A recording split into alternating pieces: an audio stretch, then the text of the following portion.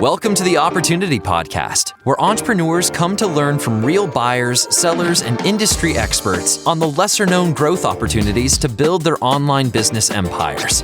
We'll uncover tactics veteran online business entrepreneurs have used to build, buy, flip, and sell their way towards personal wealth. Sit back, grab a coffee, and get ready to uncover hidden growth secrets.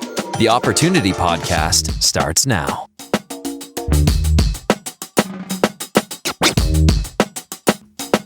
And welcome back to the Opportunity Podcast, your go-to resource for hitting growth opportunities throughout online business. We're your hosts. I'm Brandon. And I'm Sarah, and thanks for joining us for our latest episode.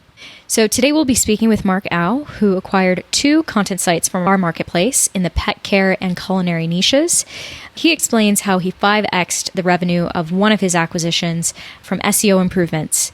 Mark went from a strong computer industry background before discovering digital acquisitions, and it's become his go-to investment strategy since.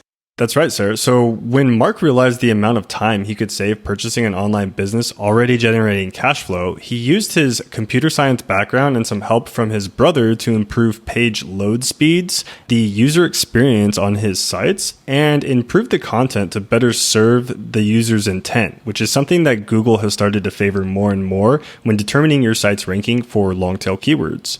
So Mark gives us his thoughts on what first-time buyers should look for when performing due diligence on a business, and his strategy to growing content sites within evergreen niches to maintain stability. But we don't want to give away too much just yet, so let's dive into the interview and see what Mark has to share. And then at the end of the episode, we'll go over some of the best listings on the Empire Flippers marketplace that highlight the growth opportunities we've learned about here today. So let's get started.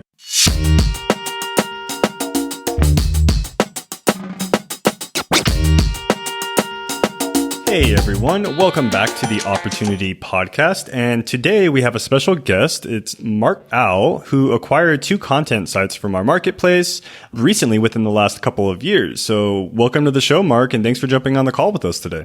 Oh, thanks, Brandon. It's good to be here.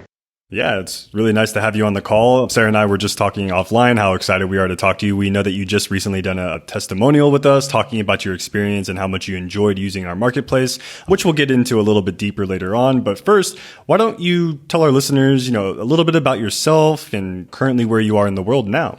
Okay, so I actually got a computer science degree way back when in the early 80s.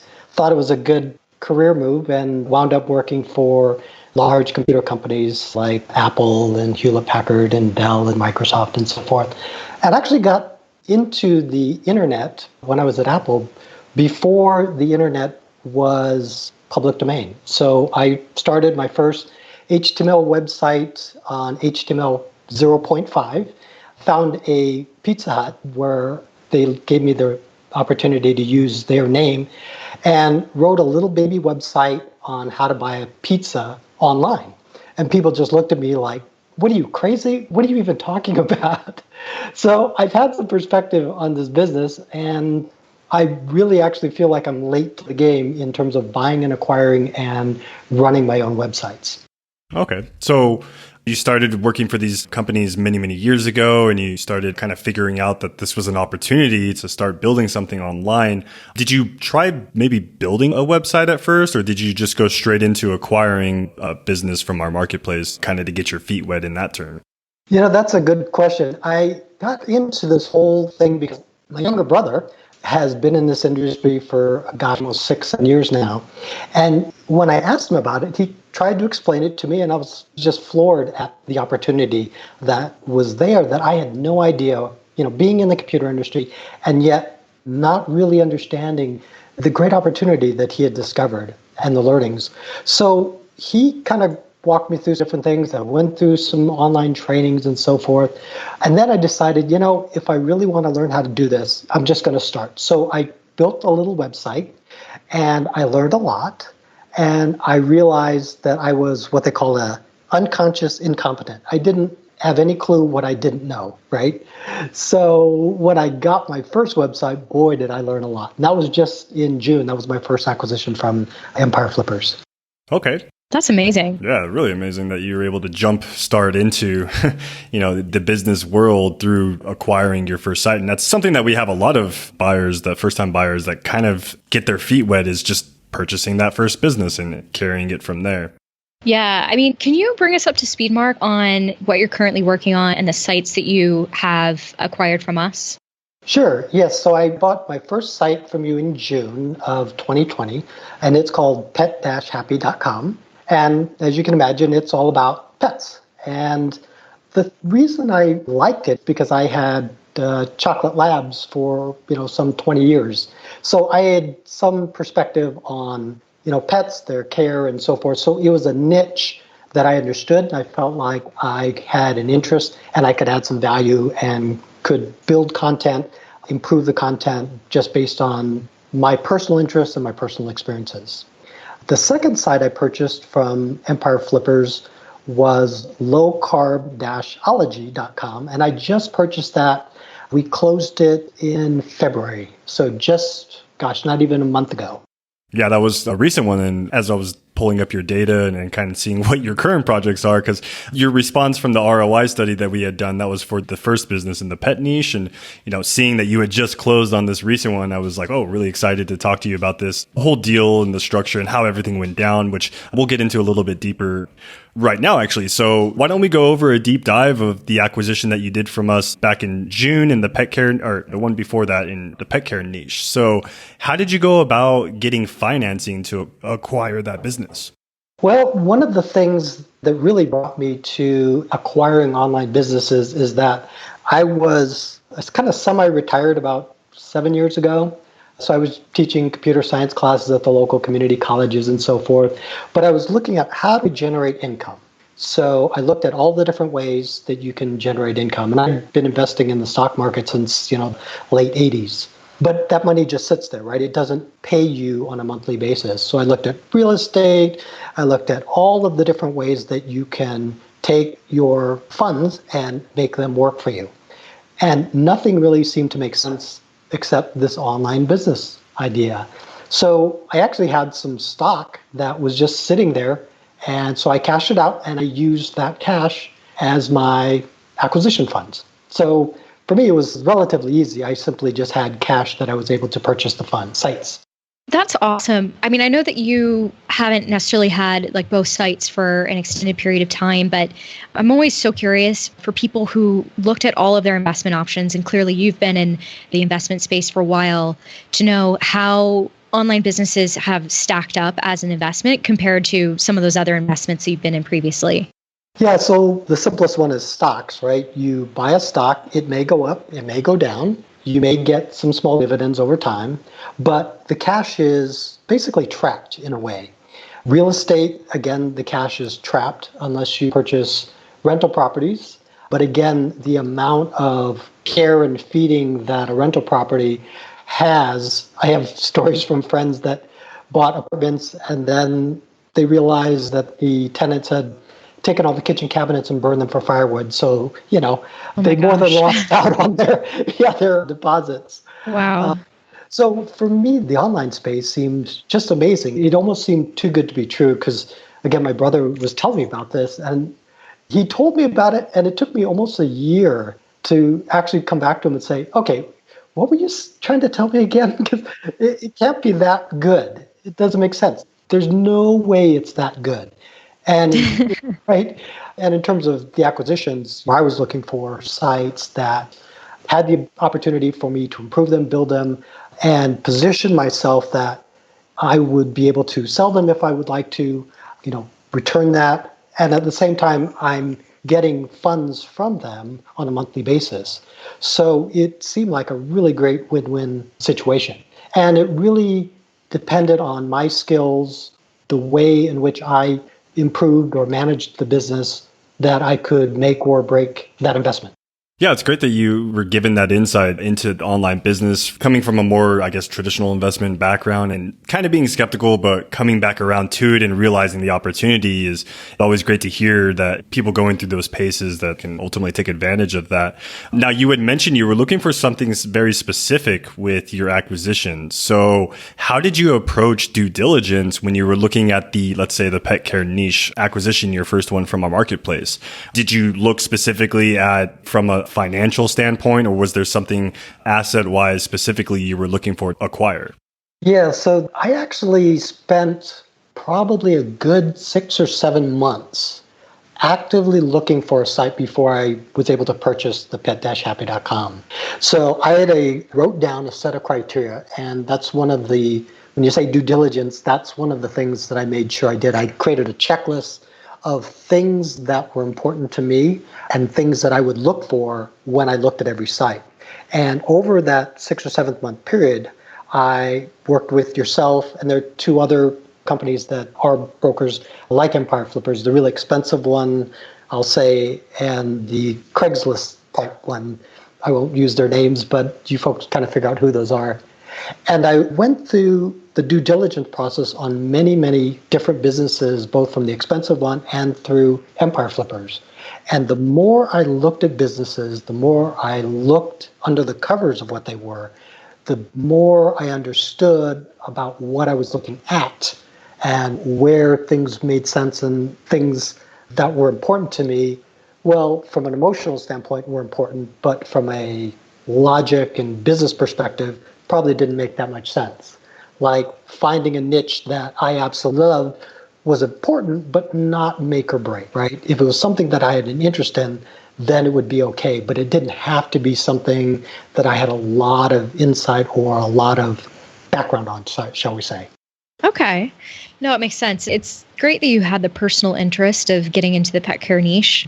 I mean, we've really seen that businesses in the pet care niche have just really benefited from just upward trend. It's a great niche to be in. It's probably something that you found by owning this site over time. So it's great, like almost a good choice to lean on that personal bit, but know that you're in something that's growing and going somewhere. That's a really good point, Sarah. And the thing about the pet niche that I tried to separate, my personal biases from my business perspective is that I was really looking for something that is evergreen, like you just said, something that's not seasonal, it's not a fad, something that if there is a recession or some economic catastrophe hit, would this business or would that niche be able to somewhat survive and be able to come out at the end? Yeah, it's interesting. I really wish I had hard data in front of me to quote this, but I'm pretty sure I saw somewhere when they were talking about trends during the pandemic that like the pet care niche in general wasn't necessarily hit. If anything, it was actually growing because people were at home and spending more time with their pets. Therefore, they're wanting to spend more on them, which I found super fascinating. Like some of these after effects of the pandemic, you don't really quite know everything that's going to be affected in a good or bad way, but great for those who are in the niche and actually seeing that there was it really truly proved itself to be evergreen in a really positive way. So it's great. Sort of circling back, I wanted to ask how your approach was for negotiations. Did you perform any type of deal structuring for this acquisition, something that you've utilized before, or, were you able to sort of get through negotiations pretty cleanly? The neat thing about Empire Flippers is that it is very upfront in terms of how you acquire the business, the price that is being asked for, and what you can pay for. And if you bid less than asking, it then circulates for 24 hours. So it's looking at the multiples of different content sites or whatever type of site that you're looking at. So I had a range in mind of where content sites were running just 6-7 months ago when I acquired the pet site versus when I purchased the low carbology. It's a recipe site. Multiples have jumped quite a bit in content sites because of what's going on in the world. But I think just in general, the value of content sites has jumped, which was something I had not expected. But just by owning the site, its value has increased, even if I did nothing to it. So in terms of looking at it, negotiations, it was really me looking at the site, doing my diligence on the growth, and really what I saw or felt was the potential for the site. So the pet site was monetized primarily through ads. So it had one of the best ad networks, AdThrive. So that for me was kind of a stamp of approval because AdThrive is somewhat specific and particular on the kind of businesses that they choose. So seeing that AdThrive had invested and committed to this site, I felt, oh, that's fantastic. And for me, the growth opportunity is there was some, but actually very little Amazon affiliate monetization from that site. And so for me, that was where I felt that I could grow that part of the business. Excellent. Well, I guess, getting into that a little bit more, I want to talk about more of the changes that you had made to the business, once you took full ownership. What are the things that you say took apart and restructured? And we can kind of get into what has been the ROI of some of those changes you've made. Sure. So there's things that I did and lessons I learned. So the first thing, I looked at the site and I noticed it was very slow. And that was, to me, also an opportunity. I'm a computer industry person, but I'm not really a computer nerd. Like, I really don't spend a lot of time on my computers or working computers. I like and use computers for work. So using it as a hobby or using it as my career, besides that, was something of interest. I never thought I'd do that. Anyway, back to your question. So I looked at the site and I saw that from the different test tools that it had scores, in the 30s, low to mid 30s. And when you hit the site from my phone, it almost unresponsive. So one of the first things I did is improve the speed by getting it on different hosting, putting on different caching plugins. The original creator of the site had used free plugins, so I purchased a caching performance plugin that I had used previously on that one site that I had built. And my primary focus with that site is how fast can I make that site? And I did different experiments, like I put a page I put 32 YouTube videos on it just to see, could I make a really, really heavy video intensive page and still get it to perform in the high 90s from Google's perspective. So that was the first thing that I did with the site, is I put speed improvements on it, and I changed out and tried to improve the SEO by doing the different things that Google is looking for, like alt text on the pictures and making sure the meta descriptions about the post were correct. They weren't simply just the first paragraph of the page. And what I found is by changing some things, I actually hurt myself and lowered my rankings. And one of I think the best learnings I found there is when you buy a first site, just leave it alone for a while. Just let it sit and run and learn about the site. So I was so excited to get in there and tinker. I think I actually hurt myself, but I have been able to recover the site. And what has been the return on investment? As I mentioned, the Amazon affiliate revenue for the site was very low. And I, in the 6 months, have increased it 5x in terms of what it was doing. Now, I don't take all the credit for that. I think the pandemic has some influence on that with the amount of people doing online shopping. But being able to see and watch and monitor the products that are being purchased gives me some comfort that when I do something and I took like the top post and I put additional Amazon products on there and wrote about them, that the buying behaviors of the visitors actually seem to respond very favorably to those actions. Yeah, I kind of want to geek out a little bit more into what you had mentioned earlier in fixing some of the page load speeds and things of that nature. I know within your ROI response, you had mentioned something about fixing CLS issues, TTFB and LCP, which CLS was the cumulative layout shift, I believe, and the time to first byte, and largest contentful paint, I believe that's the acronym as well. Yeah, so why don't you, for our listeners who might not be familiar with what these acronyms stand for or how they could go about improving their page load speeds, could you tell us a little bit about how you approached that or how you implemented these improvements to increase your load speed times? Sure. So largest contentful paint measures the loading performance. It's how the user will feel when the page loads. So if you sit there and you're watching it load and it spins and you can't do anything for a long time, that's first input delay. That's a measure of interactivity. And then the cumulative layout shift is a total of, it adds up all the different things that make a page shift before you can really interact with it. So you're about to click on a link or a button on that page, and then it moves. And there's nothing more frustrating, right? So that's one of the things that I think for the pet site was very bad, and the load times were very poor. The interactivity was very poor. So I used all of the different test tools out there. The primary one is Google's Page Speed Insights. If that's what Google uses, then of course that's what I'm going to look at. There's another tool called GT Metrics, which allows you to see a video of actually how the page loads. When you slow it down and look at it, that gives you a good perspective on what your users will actually see in different parts of the world. For me, it loads instantaneously, even on my phone, even when I throttle it back. And we're very fortunate to be in a place in the world that's just fantastic internet speeds, and the site's hosted in the United States, so the response is very good. But for the rest of the world, it's not as great. So really looking at what Google's data that occurs over time, they call that it's their Chrome User Experience Report. It goes out and they have like a 28-day measure of how users are actually seeing your site and how it's actually reacting for them. So while it may appear great for me, someone in Europe, for example, may be having a very poor experience with my pages.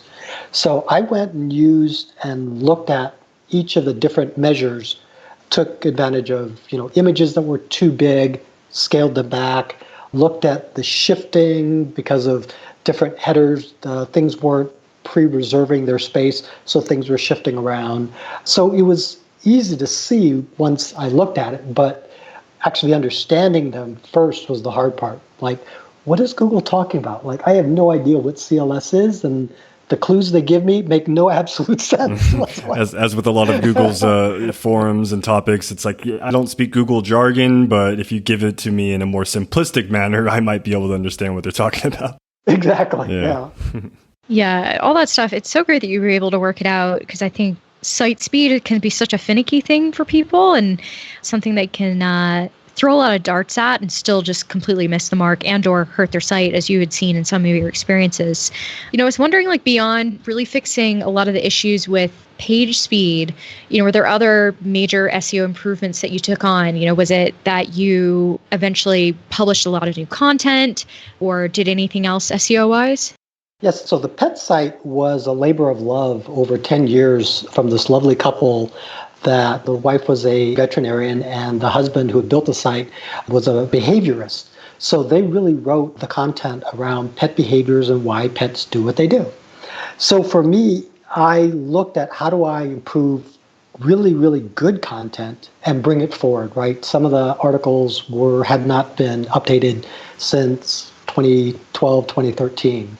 So by looking at the content and understanding the structure of the site, I really thought about, if I'm a cat owner, what would I want to understand?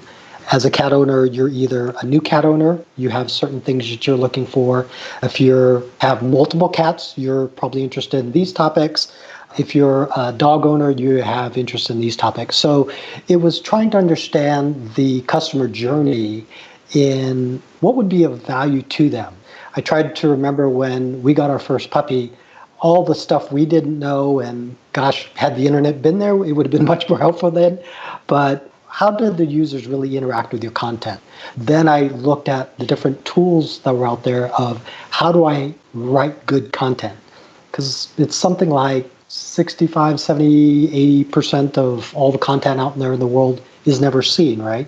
So how do I make the content stand out? How do I make the content usable? And how do I really tell good stories instead of content that is just trying to sell a person on to clicking on an Amazon link or ads or other things? How do I make it of value to the people that are actually interested in that content? Like, why did they come to that page in the first place? And how do I keep them there and have them peruse the site as much as possible. I think that's a really great point. You might be answering my next question in a way, but I'll ask anyway. Would you say that you found like one key SEO tactic while you've been working on this site? I know that you're talking about the power of intent and producing content that stands out above the competition, but is there something else SEO wise that we might be missing here that you find to be like a really powerful lever? Keyword research is easy and extremely difficult at the same time, I would say. One of the things I've learned is there are tools out there as simple as you type in a question, what's the best cat food, for example, and you'll get several 100,000 or million results from Google instantaneously. Then you can look at, people also ask within Google. You can use tools like Ahrefs, Moz. There's so many different keyword research tools. And then you wonder, where are they getting their data from, and is it really impactful? So it's trying to marry not only just keyword research, the keywords that you're trying to rank for, but also to monitor what you're doing with your keyword research. What I found early on is I thought, wow, these keywords look like I could rank for them relatively easy. They don't seem to be in high competition. There's some decent traffic about them. And turns out the page would rank for things that I had no idea I had really thought about. And the keywords that I was targeting didn't register at all on that particular page. So from an SEO perspective, it's kind of marrying the data and then taking a step back and saying, does this really make sense within the context of what someone would be looking for? Like you said, the search intent. And Google hammers on that, and they go on about search intent, search intent, search intent. And I still would say that I'm still learning to really understand, how far search intent goes in terms of what people are looking for. Because the other thing is people's attention spans, keep getting shorter and shorter and shorter. So how do I make content stand out for them? And once I'm able to get them, how do I keep their interest by delivering content that makes sense to them and speaks to them and is readable and, all those other good things? Yeah, the search intent behind what people are searching for based on any given keyword is always going to be the best approach to taking your content-based business and providing value to ultimately get, at the end of the day, something that they want, from the content. So I'm curious, what are you seeing as the best growth opportunities right now for content site owners as a whole?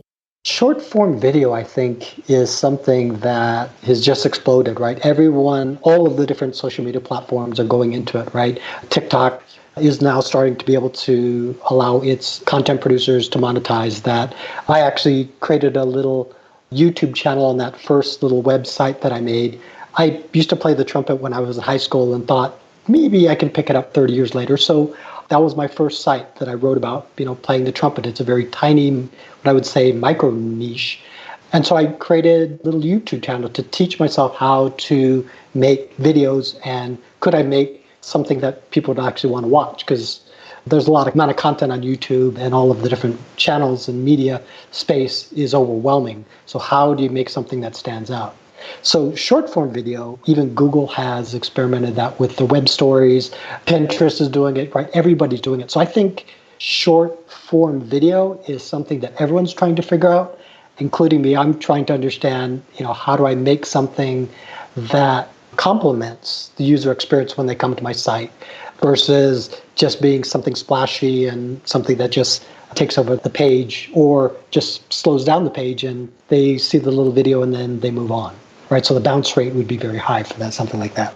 Yeah, it's great to spread your content across multiple mediums and multiple formats. It's really to keep your brand constantly in the current trends, I guess you could say, within that content space. And that's something that we also have been working on as well, is spreading our repurposing of content into multiple formats, or, as you had mentioned, like smaller forms of like sound bites or other animated GIFs or content that's not typical for most of the other type of content that's within our space. And it's great to hear your approach on that in diversifying, I guess, your content to keep the attention of your target audience. Now, when it comes to producing content, Mark, so do you produce a majority of the content for your businesses? Are you writing a lot of these articles, or have you outsourced this production process to maybe a team of writers or maybe a freelance writers that you might currently have contact with?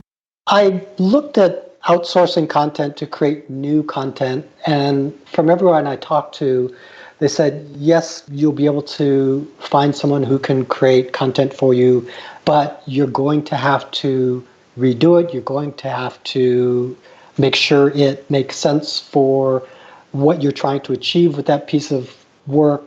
So I found that if I invested in rather high-end tools to help develop content, and I went through a bunch of different ones, put up content and then watched, let it sit for a month and see how that piece of content did. And I was very fortunate. The two sites that I purchased had well over 300 posts or pieces of content in them each. So by simply updating underperforming content, I feel like I've gotten a good place, or I'm in a good place where if I can just improve that content, then it beats trying to build brand new content. And as long as you change a good amount of it, it seems like the Googlebot likes it. But if you just change the post date on something but no change it, I've heard that doesn't go over well. So simply just changing all the dates on your content. Just updating the dates, yeah. Right. Yeah. I think maybe they might even be catching that onto that now, right? Where they're noticing, okay, the content hasn't changed after the last bot scrape on that particular page. So, maybe that might be an issue down the road with maybe a new Google algorithm update, right? Yeah. What's funny is I've noticed content that I've improved, will have some behaviors, and the content I haven't even touched is tracking better. I'm like, okay, what's going on here? And I think that goes back to search intent. And there's some content that, if it's, what's the weather? Yeah, that changes hourly. That changes very rapidly, right? Versus something like, there are static types of topics that don't change. And what's cool is the Googlebot doesn't, or seems to be able to differentiate between those two. So like a pet brush, right? Or something like that. Something that is not going to have Bluetooth. Why would you have a Bluetooth in a brush, right? Something that doesn't need to be modernized or technified or whatever. Yeah, it seems to rank very well otherwise, because it's just content that doesn't have to. But if I can still improve it, improve the readability, and I really like telling stories with my content, and that seems to be one of the things that people seem to respond to, is when you have a personal touch versus a third person kind of a touch. People seem to respond to that, at least in the niches that I have. Excellent.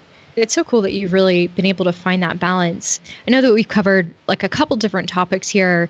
I did want to ask, before we get off the topic of the changes you made to the site, is, have you done any sort of backlink building campaign, or did you have a way of approaching that, or is that something you've just basically not touched? So I have not, done backlink building. On my first little baby site that I built, one of its challenges, and to anyone who builds a brand new site, it's every kind of ranking algorithm or domain authority algorithm like Ahrefs or Moz or other different SEO engines, they're going to base it on backlinks. Well, how do you get backlinks? So when I built that first little trumpet site as my test, I went out and tried to get backlinks by posting on forums, trying to add value to the forums and putting things on Reddit, just trying different ways in which I could reach out and actively kind of build my own backlinks.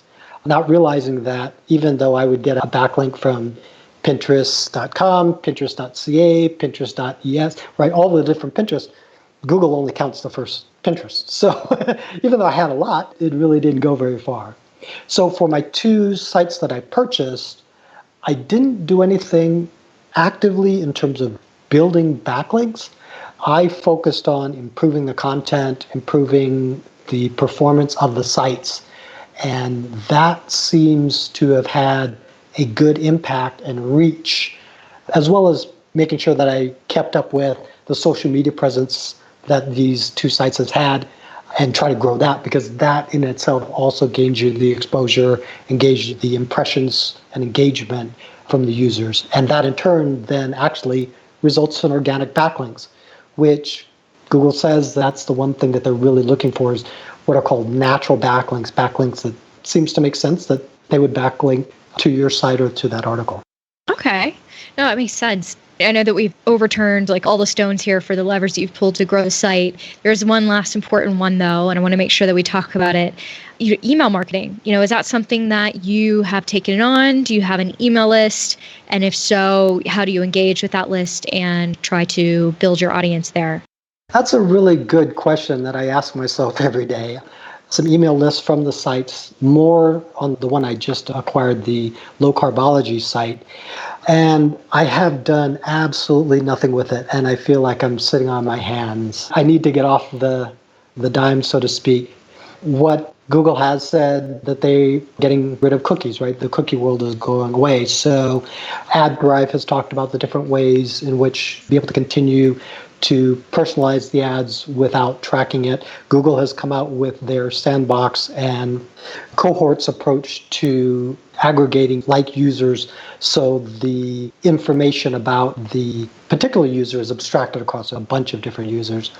And one of the ways you can be more purposeful is by using an email list. And I think that's one thing that I haven't really figured out. I have not spent the time to understand the opportunity I have there, because I know personally I look at my inbox, and one thing I didn't realize when I got into this is just how many email addresses I would have with these businesses. So you get spam multiplied by the multiple email addresses you have. And I look at that and I think, wow, how could someone really use it? How do you create value with it? So I've been kind of putting a little folder way of, when I get something that's really compelling, a really good email, I'll put it aside and I need to go back and look at it like, why did I think that was interesting? Why did I think it was something that I would take action on? Why did I read that article? What was it about that email broadcast that touched me personally? So that's something that I'm kind of building and collecting, but I really haven't taken the time to go after that and focus on how to monetize email marketing. Yeah, I guess everyone kind of has their core skill set, or really their primary focus when it comes to, acquiring a content business and what their strategy is to scale the business further. And I know we'd like to and wish that we had multiple arms and hands and we're able to do all of these amazing, great things with these businesses all at the same time. But, the fact of the matter is that we can only put so much effort into these at any given time. And I also kind of brings up a point in your ROI response, Mark, that you had told us that you're working close to 40 hours a week, which I guess that's maybe typical for owning and managing two different content businesses at the same time. But I'm just curious, since you're spending a lot of time on these businesses, what tips or what pointers would you give our listeners about how they can avoid maybe getting burned out, or how they can really optimize their workflow to manage multiple assets, even as like a solo entrepreneur such as yourself? Yeah, one of the things I'd learned, I've been working from home since the mid 80s, I want to say. So what I learned then is, A, it's very convenient, but B, you can find yourself at 2:00 in the afternoon and realize all you've had to eat all day is a pot of coffee, right? Yeah, doing that right now, actually. It's a multi-grain bar and coffee has been my mornings. So the good thing about working for yourself or having a home office is that it's very convenient. It's very easy to get to. But at the same time, I would say kind of the sword cuts both ways, is that it's always there, it's too available, and you can find yourself working nonstop. So I guess my recommendation for people that are kind of new to owning their own business and working from home at the same time, because that's new for a lot of people, over this past year, is learn or set an alarm on your phone or some trigger that says step away, right? Turn it off, close the door, turn off the machine and walk away. And I found that if I have an idea, because your brain is always working, found when I was going through college, is that I would have a problem that I couldn't figure out, and my brain would kind of keep working in the background. And at 2 a.m. or something, voila, I have the answer. So I would scribble it down on a piece of paper and go back to sleep. But then I'd wake up and this paper was just, gibberish. I had no idea what I wrote. So now what I do is I keep my phone nearby, as we all do, and I just send myself an email to say, this is the idea. And what I found that has done is it allows my brain to stop, working on that particular problem, that I've sent myself a reminder to do something, take some action, look at this particular thing or fix this particular problem or try this approach, that I'm able to step away and turn my brain off and have a normal life. And I think these 40 hours a week for me, is a little high right now because I'm the first pet site. I was working on trying to improve the core web vitals perspective. I was trying to improve the speed, and I've actually got it finally to the point where the site is performing as best as any site could, far better than the competitors that I've seen in that niche. And for the site that I just acquired, it actually had a theme that was custom built, right? It was a one-off. So I'm actually in the process of retheming it, which actually terrified me to start. So I did a lot of research. I did a lot of homework to say, gosh, am I going to kill this site? So I don't know. I'm going through that work right now. So that's why I think my workload is a little high. But at the same time, I just relocated to another state, moved households. So there was a good 3-week period after I purchased the lowcarbology.com site that I didn't even have the time to touch it. And that's actually been the best thing that I could have ever done, is when you acquire a new site, just let it go. Don't reach in and tinker with it. And that's the lesson I learned on the first site. Just let it go. Don't mess with it. I fixed some small things, or what I thought were small things, like I doubled the performance through very small things, and that seems to have had effect. But it took 3 weeks, 4 weeks to actually see those changes actually hit the Google Analytics. So I'm learning that, have more patience, leave things alone, don't monkey with it. Tinkering with stuff right from the beginning, kind of tread the waters, let them kind of plan themselves out and see where the business ultimately stands before you start making any huge improvements or changes to the business, right? Exactly, because just changing ownership, you move, the site to a different hosting potentially. Things do change in the major structure of the site. So giving that time to settle is more important than I realize, and I'm learned from not touching it that, hey, leaving it alone is actually probably one of the best things I could have ever done. That's so awesome. I love that you've been able to gather so much relevant experience and great advice, I would say, in a relatively short amount of time. You've been able to launch yourself from first-time business owner to now 2 businesses, and it seems like you've really found your stride. So congratulations. Now, I know that you were kind of talking about this in a way. We wanted to get into our last section, which is our rapid fire questions. We usually ask people, what their advice would be if you were to meet a first-time buyer who's looking to acquire a content site. What would you tell them to look for or avoid? What would be like your rapid fire response for that? Sure. So look for sites that don't have extremes, meaning a site that's too young, like only a year, that went from 0 to $5,000 a month. That doesn't feel natural in a lot of ways. And at the same time, if you buy a site that's 10 years old and on the decline and you think you can fix it, well, there's a reason it's for sale, right? So you have to really look at why a site is being sold. And then you also have to look at, what can you really do with it? So I would say avoid the extremes, something that's too new, that's gone from 0 to hero overnight, or something that is very old and on the decline. It's tough to recover, or it may be tough to recover. Yeah, really solid advice. Maybe even during due diligence, we also have written, Sarah and I have written several, due diligence checklists. And that's always something that we do mention in these checklists as well is, you need to ultimately plan out and try to mitigate your risk as much as you can. I mean, with online businesses, they do grow and continue to grow over the years. It's still something that you need to take into consideration based on what your business goals and your business plans are on both a business and personal level. So yeah, I completely agree with you on that. And making sure you're taking note of those extremes to really see if it's worth that risk to you as well. And, for the next rapid fire question for you, Mark. So I'm curious, I know you mentioned earlier in the call talking about utilizing like Ahrefs and Moz and keyword research tools, but I'm curious what other tools or resources have helped you in either business or personal life to really, help you maintain these current projects that you're working on? I would say the first thing that helped me the most was the Authority Hackers. They have some great content on things that they've looked at, things that they like, and will teach you the fundamentals of this base business. And so I actually went through their course from start to finish to really understand what I was getting into. But there's also a ton of content since I went through that.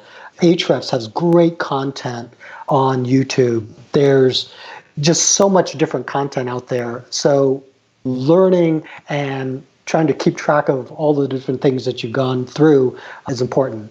I would say the biggest tool is write stuff down. Keep a track of what you're doing. I use Excel, and anytime I make a change on a site, I write it down because 2 weeks later, something bad happens. You're like, okay, what did I do on that date that caused a drop in traffic? Or I broke something. And more times than not, that has saved me because I wrote down exactly the screen and the little button that I pushed or the toggle switch that I made. And sure enough, if something bad happens, I'll go back and say, yeah, I stepped on my foot myself. So now I know how to fix it because it's very easy to make changes and have no idea what happened. No, absolutely. Solid advice. It's great to see that you've really been on all sides of the spectrum to the points where you're learning, starting out, making mistakes. And then, like I said earlier, it's finding your stride and making this stuff work for you. So it's great. This is our final question, and it's a fun one. It's changing gears a bit. What would you say has been your funniest moment working online as a digital entrepreneur? Actually, I've got two. So my first one is a personal story, and the second one is someone else. So the first one is I thought, wow, I'm going to try to write this article about the trumpet site that I used to build and learn. And I typed in a phrase, and I got position 0 on Google. I was front page in that little box, position 0. I was so excited. I called my brother and said, hey, look, it's only 3 months old. Look where I am.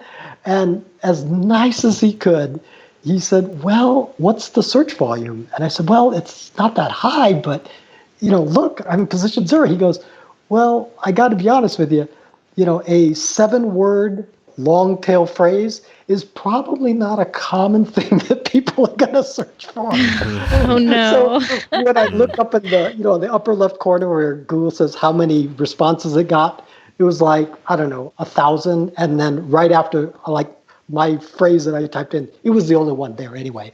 So it was, my brother keeps reminding me every talk, like, oh yeah, remember when you thought you were like. That's so awesome. Totally killing it in the keyword game. Yeah, that was the fun one. The second one is a story, and I won't mention who did it, is in WordPress, there's this little place where you can change something called permalinks. And you can change it. You can just click a radio button and change the way the permalinks are in your site. So if you don't like it, just change it. Well, what they don't say is that a permalink is the URL that all your backlinks are pointing to. So by that one button click, you can break every backlink on your site. So oh, no. brought his first site, said, oh, well, I don't like the way the permalinks are. I think it should be this. That's quote unquote best practice. So he changed it. And overnight, his site just went into the toilet and tanked. And he had no idea what he had done. He thought it was all these different things. And then he finally got reported that all his backlinks were broken. And then he hit him that, oh my God, I really stepped on my own foot by cutting off all my backlinks with one button click. He goes, WordPress should really, if you do this, you're going to hurt yourself or you're going to do something silly, like don't do this. Yeah. They're dropping the ball on the warning awesome. signs there, especially with that button in particular. Yeah, it's funny when you say that. Like, I think all these stories about your brother, I don't know if he's like your older brother or little brother, but I know there's that sibling dynamic of like, someone who's trying to guide you on something. If they're your sibling, there's like the I told you so moments, or I'm glad that your brother was quite nice to you when you had your keyword realization. My little brother has a site and he actually has some really incredible backlinks. He's in like a very niche political sphere. and he was migrating his stuff over to WordPress per my advice. I tried so hard to be like, whatever you do not mess up those backlinks. I think he's made it work. He worked with somebody who knew a bit more than him, but it's just funny, like having that sibling dynamic of like, he didn't quite want to listen to me either. He didn't want to listen to his big sister, but I was like, I promise you, like, whatever you do not mess up your backlinks. So but yeah, I don't know. It sounds like he's starting to listen to me some. He's not quite caught on that it's like, oh, my older sister kind of works in this sphere. Maybe I should listen to her a bit more. But it sounds like you've listened to your brother, which is a good thing. Yeah, and I think one of the best, he's 8 years younger than I am. Okay. And, I think one of the best things out of all of this is it brought us closer because we talk regularly, we communicate regularly, we both stumble upon things, we discover things. And, in the beginning, it was me just kind of just being a sponge and absorbing as much as I could from what he would be telling me. And he would pace his information out to me, which I thought was fascinating at first. And then I realized that he understood that I was not ready to receive that information. I wasn't in a position that I would understand it yet.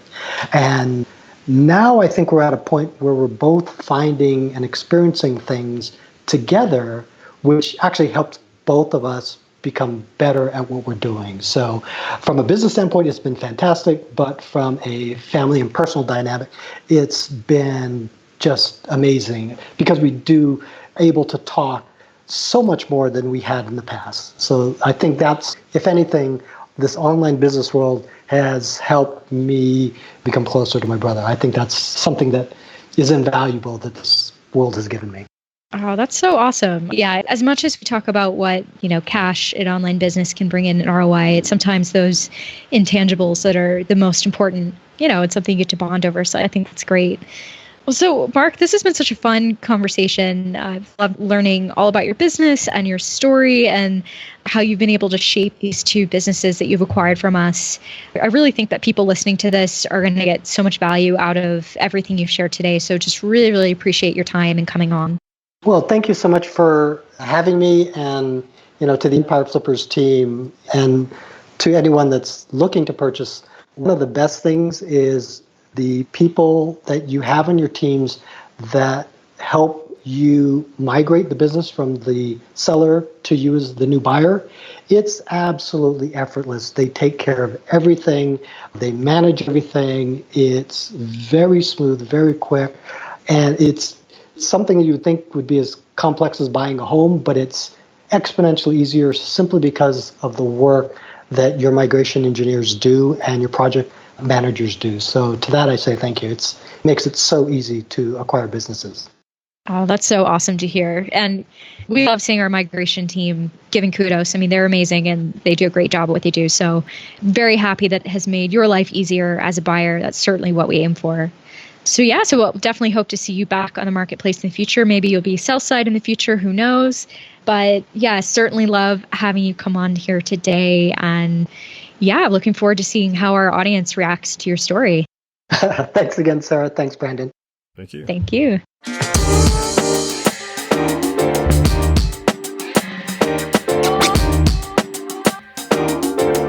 Hey everyone, as promised, now that we've wrapped up the episode and learned a bit more about how you can scale your content business, we wanted to connect you with some of the best listings in the display advertising and affiliate space. So first we have listing 51819. That's an affiliate, Amazon Associates, and display advertising business created in February 2019 in the jewelry niche. So a few things that I like about this business. One, the seller utilizes an expert in the niche to help update and write new articles for the business when required. So very cool that they've got an expert on hand to help with content. You don't necessarily have to worry about content quality there. Secondly, they run PR campaigns via an agency, and one agency in particular focuses on link building. So that's great that this agency is already in place. They're building about 10 links per month since early 2020. So that's fantastic. Very hard to build a proper backlink profile sometimes. It looks like this business already has that in place. And then finally, and one of my favorites, it's the growth opportunities at hand. So for this business in particular, the seller has mentioned that performing CRO, starting YouTube channel with videos related to the content within the niche, and building out a Facebook page to attract more customers would all be really great ways to keep building the site. So those are the opportunities I see with this business, and I think they're pretty exciting. Yeah, Sarah, I also noticed this listing when it came onto our marketplace is, already having that solid foundation for a potential buyer to continue to scale the business further. And that's the best part about purchasing and acquiring these types of businesses is they've already done a lot of that hard work for you at the beginning, which kind of leads me into another listing that I noticed, which is mine for the week, listing number 50681. And this is an affiliate and Amazon Associates business that was created in May 2017 in the home niche. So what is interesting about this listing is that there is one additional domain included with the business, and that does help bring in a little bit of extra traffic, and about 70% of the revenue is a mixture of affiliate programs.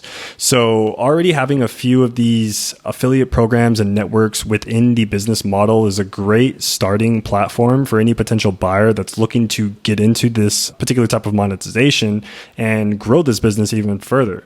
30% of the revenue is coming from Amazon Associates, but it's not relying so much on Amazon per se as compared to having a few other affiliate programs included. So this is a really great way to diversify these types of content businesses and to not always put your eggs in one basket, say having only Amazon Associates revenue coming into the business.